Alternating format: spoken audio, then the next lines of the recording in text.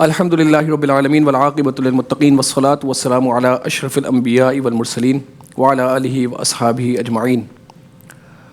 بحمد اللہ تعالی، اللہ کے فضل و کرم سے ہمارا درس قرآن کا سلسلہ جو مسائل حج اور قرآن کی آیات جو حج کے بارے میں نازل ہوئیں اس کے حوالے سے ہمارا یہ سلسلہ جاری و ساری ہے۔ آج ہم نے سورہ ابراہیم کی آیت نمبر 35 سے 37 کی تلاوت بھی کرنی ہے اور اس کے پیچھے جو پس منظر ہے اس کو بھی سمجھنا ہے۔ سورہ ابراہیم کی آیت نمبر 35 حضرت ابراہیم علیہ السلام کی ایک دعا کا ذکر کرتی ہے، اور اللہ رب العزت نے ارشاد فرمایا: اعوذ باللہ من الشیطان الرجیم، بسم اللہ الرحمن الرحیم، وَإِذْ قَالَ إِبْرَاهِيمُ رَبِّ اجْعَلْ هَٰذَا الْبَلَدَ آمِنًا وَاجْنُبْنِي وَبَنِيَّ أَن نَّعْبُدَ الْأَصْنَامَ۔ حضرت ابراہیم علیہ السلام نے اللہ تعالیٰ کی بارگاہ میں یہ دعا کی کہ اے میرے رب، اس شہر کو امن والا بنا دے، وَجْنُبْنِي وَبَنِيَّ أَن نَّعْبُدَ الْأَصْنَامَ، اور امن والا بنانے کے ساتھ مجھے اور میرے بیٹوں کو بتوں کی عبادت سے محفوظ رکھ۔ اب سوال یہ پیدا ہوتا ہے کہ جب ہم تاریخ کا مطالعہ کرتے ہیں اور تاریخ کو دیکھتے ہیں تو کئی مرتبہ مکہ مکرمہ پر حملہ کرنے کی کوشش کی گئی، مکہ میں رہنے والے لوگوں کو تنگ کیا گیا، اور اسلامی تاریخ کے اندر بھی ایک موقع ایسا آیا کہ جس میں باقاعدہ مکہ میں پتھر برسائے گئے۔ تو ہم نے یہ ہمیشہ سے یہ پڑھا ہے کتابوں کے اندر، اور علماء نے یہ مسئلہ لکھا کہ انبیاء کرام علیہم السلام جو ہے یہ مستجاب الدعوات ہوتے ہیں، یعنی ان کی کوئی دعا رب کی بارگاہ میں رد نہیں ہوتی، ان کی ہر دعا قبول ہوتی ہے۔ تو سوال یہ پیدا ہو سکتا ہے کہ حضرت ابراہیم علیہ السلام دعا کر رہے ہیں کہ اللہ مکہ کو امن والا بنا دے، اور مکہ پر حملہ ہوا ہے، تاریخ کے اندر ہم نے دیکھا، تو اس دعا کا کیا مطلب ہے؟ تو مفسرین نے کہا کہ اس دعا کا مطلب یہ ہے جو حضرت ابراہیم علیہ السلام نے یہ کہا نا کہ ھذا البلد آمنا، کہ اس کو امن والا بنا دے، اس سے مراد یہ ہے کہ اس وقت جو مکہ مکرمہ ویران تھا، وہاں پر کوئی بھی نہیں تھا، ایسی ویرانی مکہ میں دوبارہ نہیں آئے۔ یعنی مراد یہ ہے کہ مکہ کو ویرانی سے محفوظ کر لے۔ اور ہم اس کے بعد دیکھتے ہیں کہ جب حضرت ابراہیم علیہ السلام نے حضرت اسماعیل کے ساتھ وہاں گھر تعمیر کیا، اس کے بعد سے لے کر آج تک اور قیامت تک یہ شہر ویران نہیں ہوگا، رونق ہی رونق ہے۔ آئے دن لاکھوں کی تعداد میں لوگ مکہ مکرمہ جاتے ہیں، ہزاروں کی تعداد میں وہاں خانہ کعبہ کا طواف کیا جاتا ہے، حج کے لیے چوک در چوک ابھی لوگ فلائٹس پکڑ کے وہاں پر پہنچ رہے ہیں، کئی سارے لوگ وہاں پہلے سے موجود ہیں۔ یہ حضرت ابراہیم علیہ السلام کی دعا کا ثمر تھا کہ مکہ مکرمہ میں ایسی امان آئی اور مکہ مکرمہ ایسا امن والا ہو گیا کہ اس کے بعد وہ ویران نہیں ہوا۔ ایک مراد یہ بھی ہے کہ مکہ مکرمہ وہ مبارک مقدس جگہ ہے کہ بندہ کتنا ہی پریشان ہو،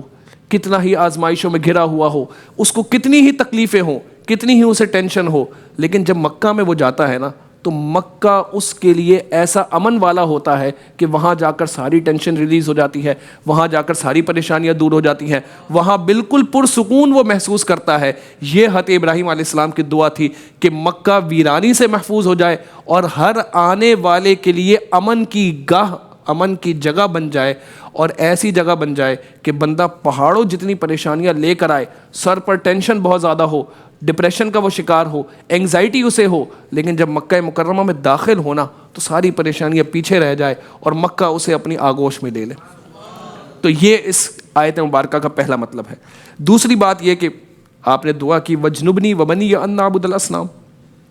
کہ اے اللہ مجھے اور میری اولاد کو بتوں کی عبادت سے محفوظ کر لے۔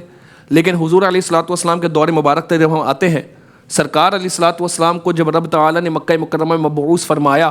اس وقت تو بتوں کی عبادت ہوتی تھی،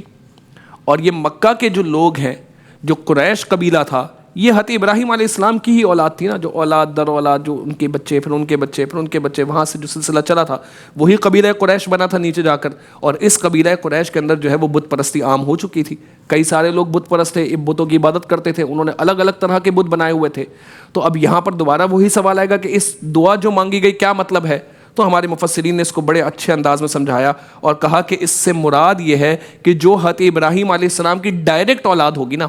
اللہ تعالیٰ نے اسے بتوں کی عبادت سے محفوظ کر لیا۔ یعنی حضرت ابراہیم علیہ السلام کے بیٹے حضرت اسماعیل، ان کے بیٹے حضرت اسحاق، ان کے ڈائریکٹ جو بیٹے،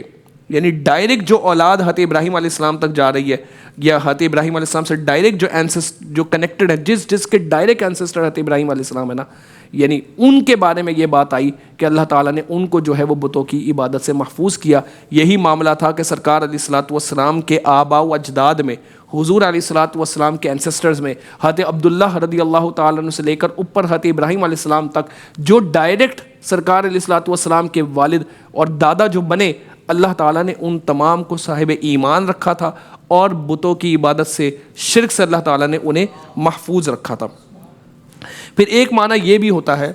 کہ دعا جو انہوں نے مانگی تھی وہ مومنین کے لیے تھی کہ جو میری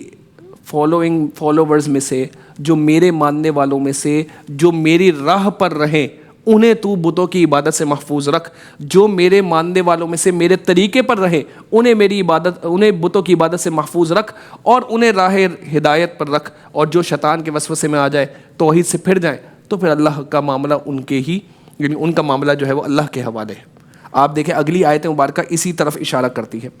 کہ حضرت ابراہیم فرماتے ہیں آیت نمبر 36، ربی انہن اضللن کثیرا من الناس فمن تبعنی فانہ منی ومن عصانی فانک غفور الرحیم، اے میرے رب بے شک ان بتوں نے بہت لوگوں کو گمراہ کر دیا ہے، فمن تبعنی فانہ منی، تو جس نے میری پیروی کی وہ بے شک میرا ہے، ومن عصانی فانک غفور الرحیم، ومن عصانی فانک غفور الرحیم، اور جس نے میری نافرمانی کی تو بے شک تو بہت بخشنے والا، بے حد رحم کرنے والا ہے۔ مراد یہاں پر یہ ہے کہ جس نے اس حد تک نافرمانی کی کہ کفر اختیار نہیں کیا لیکن گناہ کبیرہ کا وہ مرتکب ہوا، تو اللہ رب العزت اس کا معاملہ اللہ کے حوالے ہے۔ اللہ رب العزت چاہے تو سزا دے اور وہ چاہے تو بخش دے، کیونکہ وہ بخشنے والا، رحم کرنے والا، مہربان ہے، وہ رحیم رب ہے۔ اور پہلے آپ فرماتے ہیں کہ اے میرے رب جو بتوں کی عبادت سے محفوظ رہا، جسے بتوں نے گمراہ نہیں کیا، جو میرے رستے پر چلنے والا ہے، تو کیا خوبصورت جملے حضرت ابراہیم نے فرمائے، فمن تبعنی فانہ منی، جس نے میرے رستے کو اختیار کیا پس وہ میرا ہے۔ یہاں یہ معنی بھی ہے کہ جس نے میرے رستے کو اختیار کیا وہ میرا ہے، یعنی قیامت میں اس کا ذمہ دار میں ہوں، اور جس نے میرے رستے کو چھوڑ دیا نا تو پھر اس بندے کا معاملہ اور رب کا معاملہ ہے۔ اب رب چاہے تو سزا دے، چاہے تو معاف کر دے، شرط یہ ہے کہ گناہ کبیرہ نہ کیا ہو، گناہ کبیرہ کیا ہو، کفر نہ کیا ہو، اور اگر کفر اختیار کر لیا تو پھر اب اس کے لیے کوئی معافی نہیں ہے، کیونکہ کفر کا جب تک بندہ کفر پر توبہ نہ کر لے اور دوبارہ دائرہ اسلام میں داخل نہ ہو جائے، وہ اسی حالت کفر پر انتقال کر جائے، مر جائے، تو اب ہمیشہ ہمیشہ کے لیے جہنم کا عذاب ہے۔ اللہ رب العزت نے ارشاد فرمایا ان اللہ لا یغفر ان یشرک بہ ویغفر ما دون ذلک لمن یشاء، اللہ تعالیٰ جو ہے وہ جو گناہ چاہے معاف کر سکتا ہے، لیکن اللہ تعالیٰ شرک کو کبھی معاف نہیں کرے گا۔ لا یغفر ان یشرک بہ، اللہ تعالیٰ نہیں معاف کرے گا یہ کہ اس کے ساتھ کسی کو شریک ٹھہرایا جائے، وَيَغْفِرُ مَا دُونَ ذَلِكَ لِمَن يَشَاءُ، اور اس کے علاوہ جو ہوگا اللہ رب العزت چاہے تو معاف کر سکتا ہے، وہ اللہ رب العزت کی مشیت اور مرضی ہے۔ آپ دیکھیں یہاں پر ایک حدیث مبارکہ بھی ہمیں مسلم شریف کی ملتی ہے۔ ہمارے آقا علیہ الصلوۃ والسلام نے یہی آیت مبارکہ صحابہ کے سامنے تلاوت کی، اور سرکار علیہ الصلوۃ والسلام تلاوت کرتے ہیں صحابہ کو بتاتے ہوئے کہ حضرت ابراہیم نے یہ الفاظ کہے تھے۔ اب حضور علیہ الصلوۃ والسلام کے دور مبارک میں ذرا کچھ دیر کے لیے آئیں۔ وہ کہتے ہیں حضرت ابراہیم علیہ السلام نے یہ الفاظ کہے، رب انہن اضللن کثیرا من الناس فمن تبعنی فانہ منی ومن عصانی فانک غفور الرحیم، کہ اے میرے رب ان بتوں نے بہت سے لوگوں کو گمراہ کیا، تو جو میری پیروی کرے وہ میرے رستے پر ہے، ومن عصانی فانک غفور الرحیم، اور جو میری نافرمانی کرے تو بخشے والا مہربان ہے۔ پھر سرکار علیہ الصلوۃ والسلام ایک اور آیت مبارکہ پڑھتے ہیں۔ یہ آیت مبارکہ جو سرکار پڑھ رہے ہیں نا، یہ حضرت عیسیٰ علیہ السلام کے کلمات تھے، ٹھیک ہے۔ میں نے ایک آیت جو بھی آپ کے سامنے پڑھی سورہ ابراہیم کی آیت نمبر 36، یہ کلمات حضرت ابراہیم کے۔ سورہ مائدہ کے اندر آیت نمبر 118 میں حضرت عیسیٰ علیہ السلام کے کلمات ہیں جو اس بات سے ملتی جلتی بات ہے، اور سرکار صحابہ کو سنا رہی ہیں آیت۔ سرکار فرماتے ہیں کہ حضرت عیسیٰ نے یہ الفاظ کہے تھے، ان تعذبہم فانہم عبادک وان تغفر لہم فانک انت العزیز الحکیم، اے اللہ اگر تو ان کو عذاب دے تو یہ تیرے بندے ہیں، اگر تو ان کو عذاب دے تو یہ تیرے بندے ہیں، اور اگر تو ان کو بخش دے تو تو غالب حکمت والا ہے۔ یعنی مراد یہ ہے کہ اگر بندہ کبائر میں، گناہ کبیرہ میں مبتلا ہو جائے، گناہ کے اندر مبتلا ہو جائے، تو اللہ تعالیٰ چاہے تو عذاب دے، اور وہ غفور ہے، رحیم ہے، چاہے تو بخش دے۔ دونوں الفاظ میں ایک ہمیں بیلنس اور مماثلت نظر آتا ہے۔ سرکار علیہ الصلوۃ والسلام جو ہے وہ اس کے بعد حضور علیہ الصلوۃ والسلام کی محبت مجھ سے، آپ سے، اپنی امت سے کیسی تھی؟ صحابہ بیان کرتے ہیں سرکار نے علیہ الصلوۃ والسلام نے جب یہ دو آیتیں ہمیں پڑھ کر سنائی نا، تو اس کے بعد حضور علیہ الصلوۃ والسلام نے یہ دونوں آیتیں پڑھنے کے بعد اللہ تعالیٰ کی بارگاہ میں کیا کہا؟ اللہم امتی امتی، اللہم امتی امتی، اے اللہ میری امت، اے اللہ میری امت، اے اللہ میری امت، یعنی میں اپنی امت کے حوالے سے پریشان ہوں، اے اللہ میری امت۔ تو اللہ تعالیٰ نے حضرت جبریل علیہ السلام کو حضور علیہ الصلوۃ والسلام کے پاس بھیجا اور کہا کہ جائیں اور پوچھیں سرکار علیہ الصلوۃ والسلام سے، ہمارے محبوب سے پوچھیں کہ وہ کیوں اتنا رو رہے ہیں، وہ کیوں اس طرح گریہ و زاری کے ساتھ اللہ تعالیٰ کی بارگاہ میں دعا کر رہے ہیں۔ حضرت جبریل سرکار کے پاس آئے، سرکار سے بات ہوئی اور حضرت جبریل علیہ السلام نے سرکار کا پیغام جو ہے وہ رب کو پہنچایا، تو رب نے دوبارہ جبریل علیہ السلام کو بھیجا اور کہا کہ اے جبریل جا کر محمد صلی اللہ تعالیٰ علیہ وسلم سے کہہ دو انا سنردیک فی امتک ولا نسوءک، ان سے کہہ دو کہ ہم انہیں ان کی امت کے معاملے میں راضی کر دیں گے اور ہم انہیں ان کی امت کے معاملے میں رنجیدہ غم زدہ نہیں کریں گے۔ یعنی آپ دیکھیں کیا محبت سرکار علیہ الصلوۃ والسلام کی امت کے ساتھ، اور اللہ رب العزت نے حضور علیہ الصلوۃ والسلام کی دعا کا اور سرکار علیہ الصلوۃ والسلام نے رب کی بارگاہ میں جو اتنا گریہ و زاری کی اس کا کیا پاس رکھا کہ جبریل کو بھیجا اور کہا کہ کہہ دو محمد صلی اللہ علیہ وسلم سے کہ ہم انہیں راضی کر لیں گے، ہم انہیں راضی کر لیں گے، اور راضی نہیں کریں گے صرف، بلکہ ہم انہیں ان کی امت کے معاملے میں غم زدہ نہیں کریں گے، غمگین نہیں کریں گے، یہ رب نے وعدہ فرما لیا۔ لیکن یہاں میری اور آپ کی یہ ذمہ داری ضرور بنتی ہے کہ ہم اس آیت اور اس حدیث پر انحصار صرف نہ کریں، بلکہ اللہ رب العزت کی رحمت پر توجہ تو کریں، لیکن خود کو گناہوں سے بچا کر رکھیں۔ اس آج کے درس کی آخری آیت مبارکہ جو ہے وہ آیت نمبر 37 ہے، یہ بھی جو ہے وہ حضرت ابراہیم علیہ السلام کی دعا ہے، لیکن اس دعا کا ایک پس منظر ہے۔ پہلے ہم دعا دیکھتے ہیں، آیت مبارکہ کی تلاوت کرتے ہیں، پھر ہم پس منظر پر گفتگو کریں گے۔ ربنا انی اسکنت من ذریتی بواد غیر ذی زرع عند بیتک المحرم، اے ہمارے رب میں اپنی بعض اولاد کو بے آب و گیاہ وادی میں ٹھہرا دیا تیری رحمت والے گھر کے نزدیک۔ حضرت ابراہیم علیہ السلام کے یہاں جو پہلے بیٹے پیدا ہوئے ہیں ان کا نام تھا حضرت اسماعیل۔ حضرت ابراہیم علیہ السلام کی دو بیویاں تھیں، آپ کی جو پہلی بیوی تھی ان کا نام تھا حضرت سارہ رضی اللہ تعالی عنہا، اور دوسری بیوی جو تھی ان کا نام تھا حضرت ہاجرہ رضی اللہ تعالی عنہا۔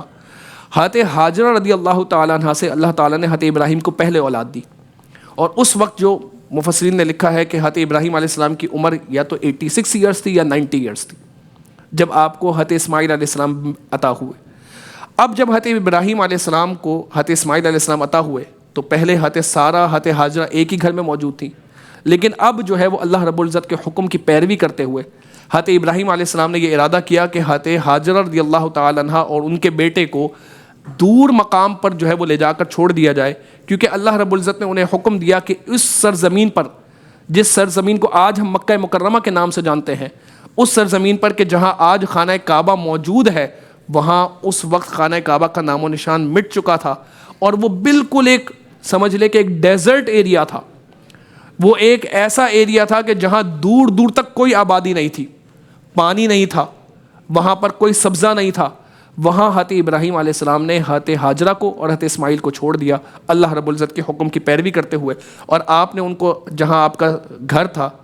جہاں آپ کا گھر مبارک تھا، وہاں سے آپ نے ان کو براق پر بٹھایا اور براق پر بٹھا کر اس مقام پر لا کر جو ہے وہ انہوں نے چھوڑ دیا۔ جب جانے لگے تو حضرت ہاجرہ نے کہا کہ آپ ہمیں کس کے سہارے چھوڑ کر جاتے ہیں؟ آپ نے کوئی جواب نہیں دیا، تو آپ نے پوچھا کہ کیا اللہ کے سہارے چھوڑ کر جاتے ہیں؟ تو کہا ہاں میں اللہ کے سہارے چھوڑ کر جاتا ہوں۔ تو حضرت ہاجرہ مطمئن ہو گئی اور کہا کہ ٹھیک ہے، اگر آپ رب کے سہارے چھوڑ کر جاتے ہیں تو پھر مجھے کوئی پریشانی نہیں ہے۔ ان کے پاس کچھ پانی تھا اور جو ہے وہ ایک سمجھ لے کہ پیالہ بھر کے کھجوریں تھیں، اس کھجوروں پر اور پانی پر انہوں نے گزارا کیا، لیکن ایک وقت ایسا آیا کہ وہ پانی اور کھجور جو ہے وہ ختم ہو گئے۔ اب آپ ذرا یہ اس وادی کو، پورا صحرائی علاقہ ہے، کوئی آبادی دور دور تک نہیں ہے،